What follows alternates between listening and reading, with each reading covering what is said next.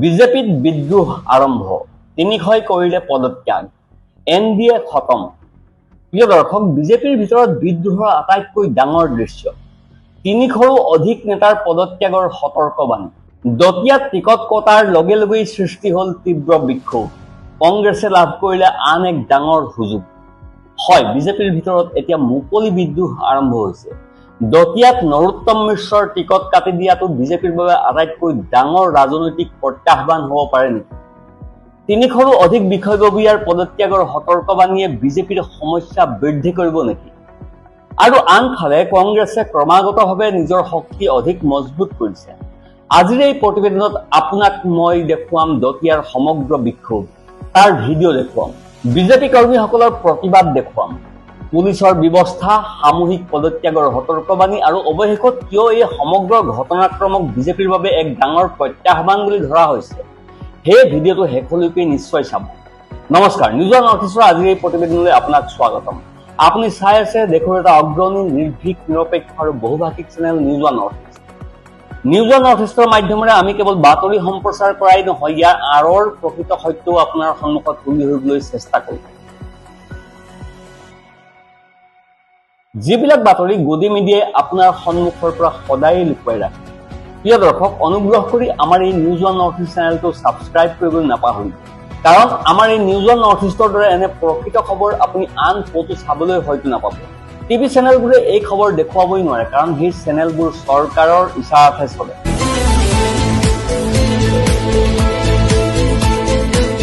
প্ৰিয় দৰ্শক, এই মুহূৰ্তত মধ্যপ্ৰদেশৰ দতিয়াৰ পৰা বিজেপিৰ বাবে এক ডাঙৰ খবৰ আহিছে।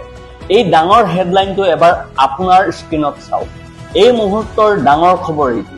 বিজেপিৰ বাবে এইটো এক ডাঙৰ প্ৰত্যাহ্বান বুলি ধৰা হৈছে। হেডলাইনটো চাওক। দতিয়াত নৰোত্তম মিশ্ৰৰ সমৰ্থকসকলৰ উত্তাল বিক্ষোভ। পুলিচে নিক্ষেপ কৰিলে টিয়াৰ গেছৰ গুলী। ডিএম এছপিকে ধৰি ৮জন পুলিচ কৰ্মচাৰী আঘাতপ্ৰাপ্ত। ৰাষ্ট্ৰীয় ঘাইপথত ২০ কিলোমিটাৰ দীঘল যান-জঁট। আপুনি হেডলাইনটো দেখিলে, কিমান স্পষ্টকৈ হেডলাইনত লিখা হৈছে। এতিয়া এই ভিডিঅ'টো আপোনাৰ স্ক্ৰীণত চাওক।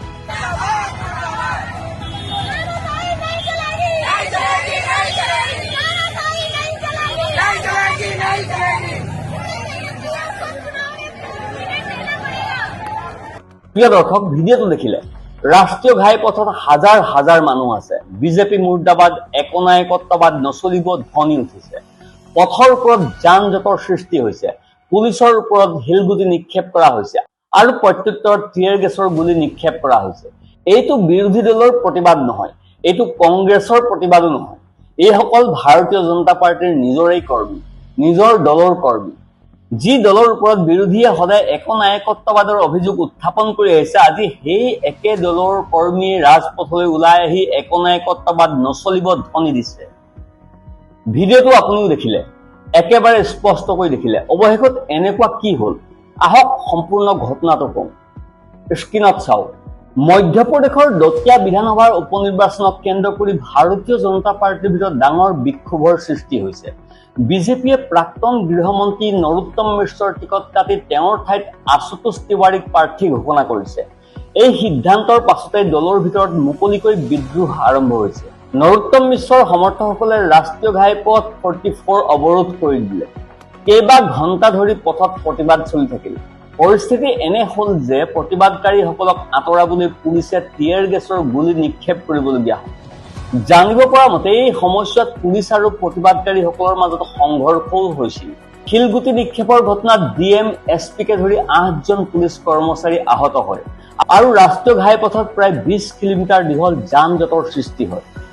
দতিয়াৰ বিজেপি কৰ্মীসকলৰ অভিযোগ হৈছে যে দলে বহু বছৰ ধৰি পৰিশ্ৰম কৰা কৰ্মীসকলক উপেক্ষা কৰিছে।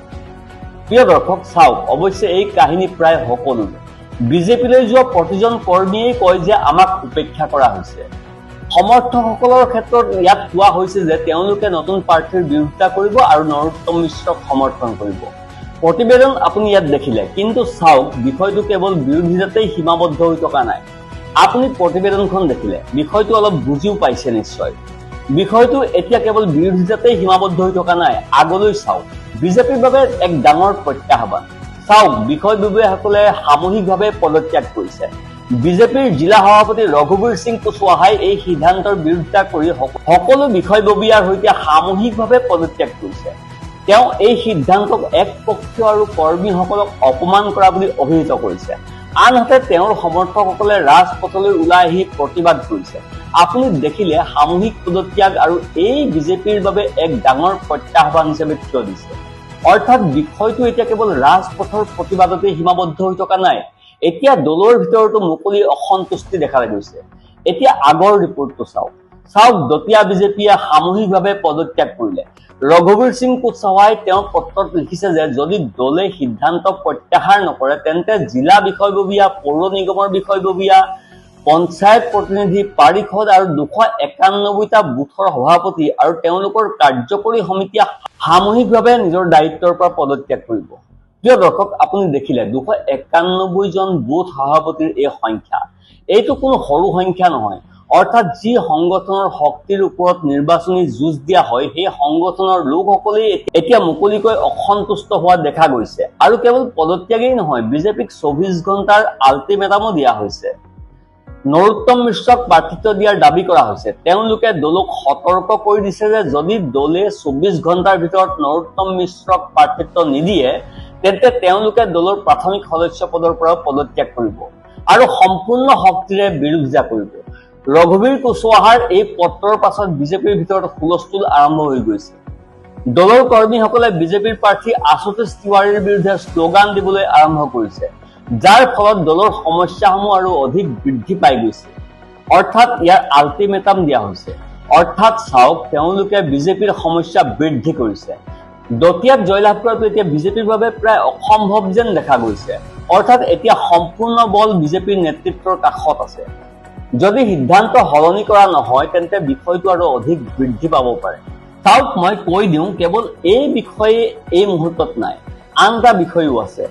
আন এটা খবৰ আহিছে যিটো বিজেপিৰ বাবে ডাঙৰ প্ৰত্যাহ্বান বুলি গণ্য কৰা হৈছে।